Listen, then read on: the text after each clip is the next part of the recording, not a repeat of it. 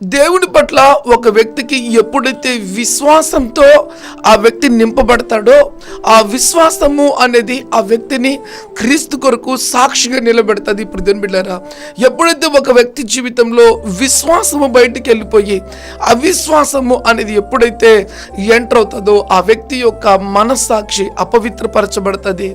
రెండోది, ఆ అపవిత్రపరచబడిన తర్వాత ఆ వ్యక్తి ద్వారా సాతాను ఎంత నష్టం చేయాలనో అంత నష్టం చేయడం జరుగుతుంది.